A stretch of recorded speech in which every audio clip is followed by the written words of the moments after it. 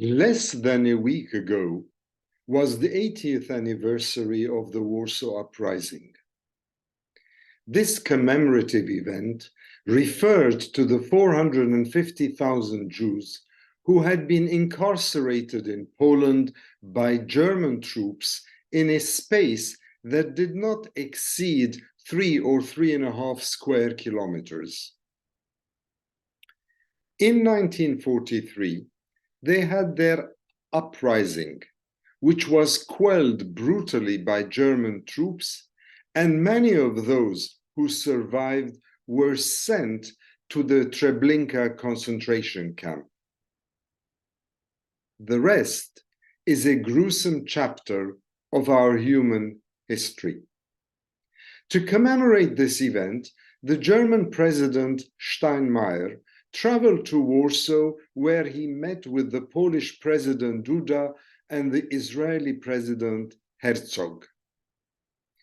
President Steinmeier spoke for the first time and apologized for all that the Germans had done during the Second World War, including to the Jews in Poland, who had constituted at some stage some 10% or 3.5 million over the overall population.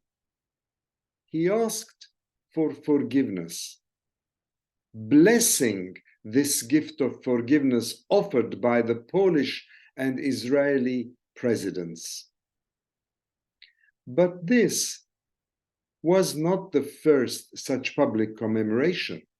As far back as 1970, less than 3 decades after the end of World War II, the German Chancellor Willy Brandt also visited Warsaw to seek forgiveness for the German crimes against Jews, Poles, and others.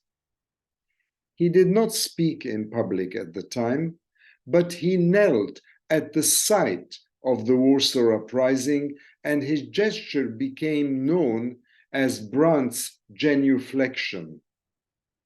And for those of you who know Warsaw like me, will have perhaps seen the brass plaque depicting this moment of contrition for the horrors of the Holocaust.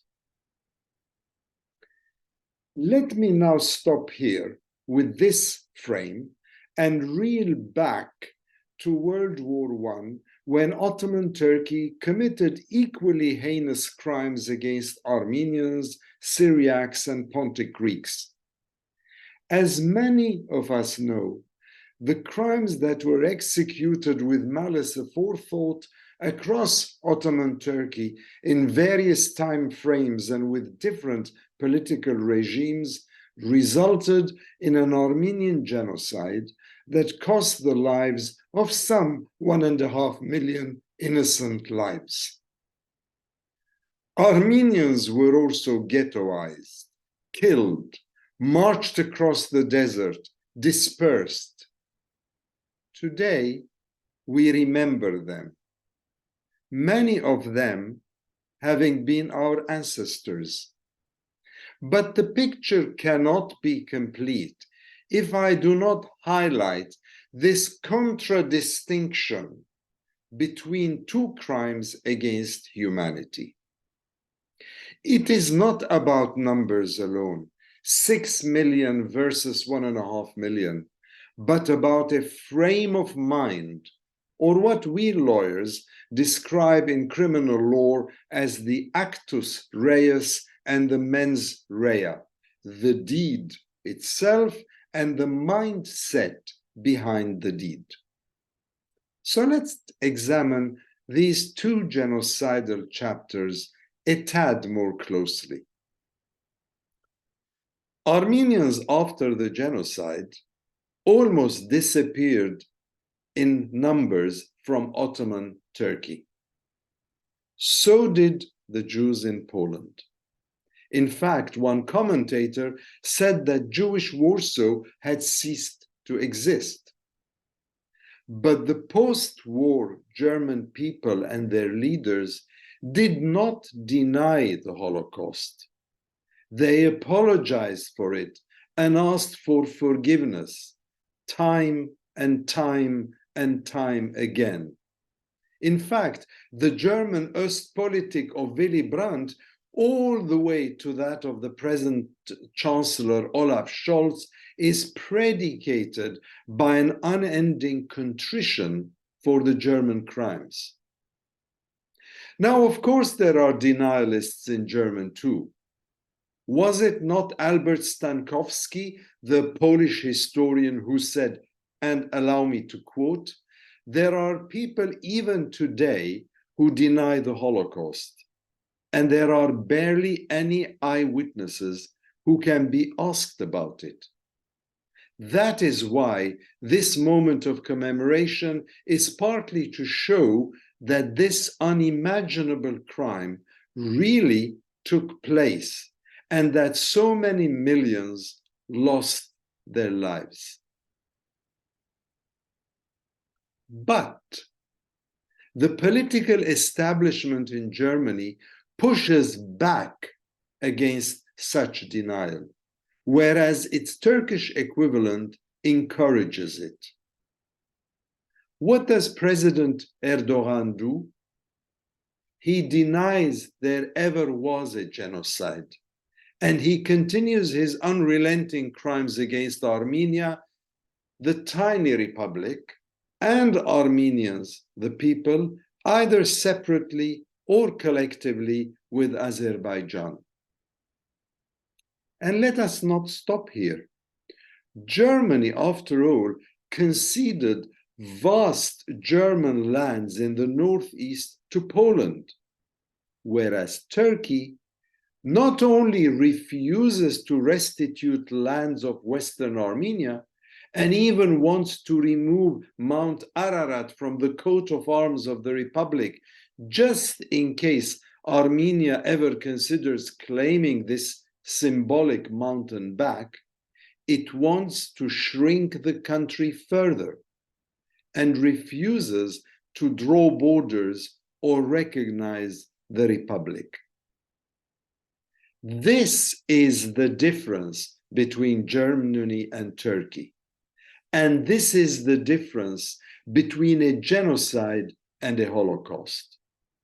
In blunt terms, German recognition, public recognition of its crimes freed Germany from fascism and allowed it to enjoy democracy, imperfect as it may well be there or elsewhere as a system of governance.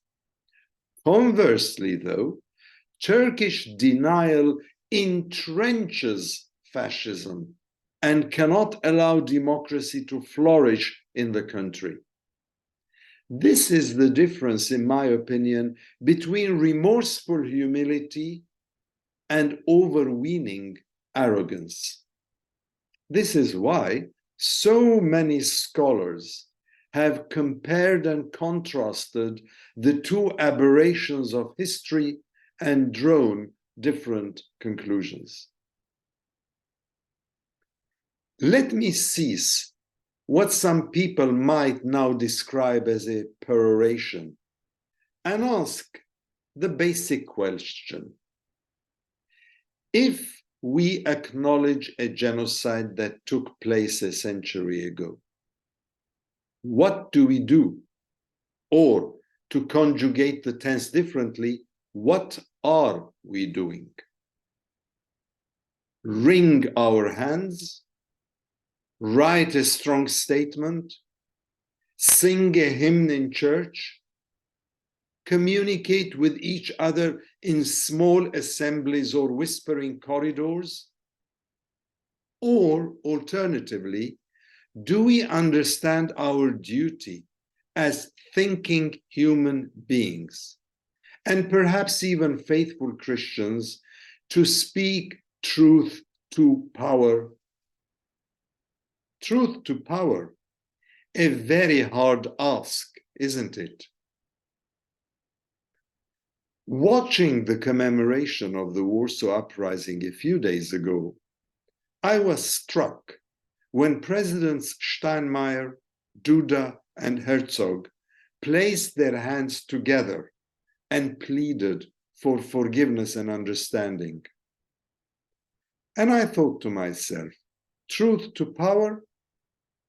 Where is that truth to power when the Israeli president expresses forgiveness and understanding, and yet Israel, by the same token, refuses to recognize the Armenian genocide and supplies Azerbaijan with military wherewithal to kill more Armenians?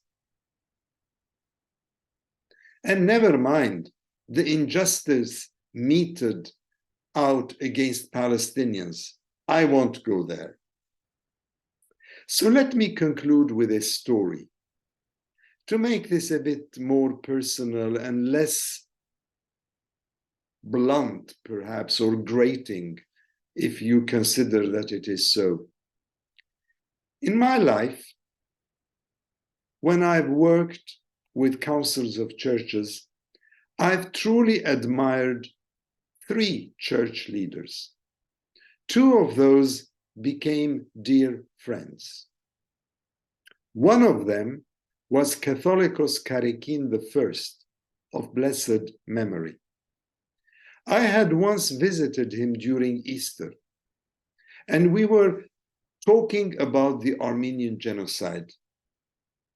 He looked at me with that remarkable glint in his eyes and the shadow of a smile pursing his lips. Those of you who knew him, and I'm talking mostly to Armenians and to foreign clerics, you would have no doubt noticed that glint and that smile. He looked at me and said suddenly, abruptly, "Harry, do you know 1 Corinthians 15, verses 55 to 57? My first reaction was, are we here celebrating Easter over lunch, or are we having a test? But then, holding that snifter of brandy in my hand, the answer twigged. I knew that verse.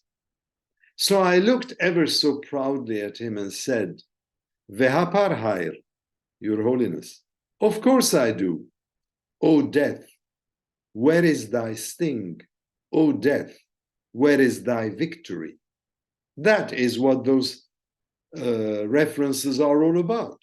And they apply to Easter this week, don't they? He nudged me gently on the shoulder and said, Harry, I was quoting that biblical verse in reference to us and our experiences as Armenians over history. So, let me ask you, dear viewer, Germany versus Turkey? Forgiveness versus denial? Cowardly hypocrisy versus truth to power? The cross versus the resurrection? Or is recognition more political than it is moral? You pick and choose. And if it is political, then in my humble opinion, Armenian politicians, influencers, media people should be careful that they are not duped, because the stakes are very high. The stakes go to the core of the existence of a people. So I think I should let you join the dots now. Draw your own conclusions. Think what you may. I cannot say more than what I said in those few minutes. But before I log out, let me also remind you of a German Lutheran pastor who was imprisoned because he opposed the Nazis and disapproved of the German churches attitude to Hitler. The name? Martin Niemöller. And let me refresh your memories of his famous quote. First, they came for the socialists, and I did not speak out because I was not a socialist. Then they came for the trade unionists, and I did not speak out because I was not a trade unionist. Then they came for the Jews, and I did not speak out because I was not a Jew. Then they came for me, and there was no one left to speak for me. This quote reminds us, I hope, of what happens when people do nothing. Their turn, your turn, might well come too.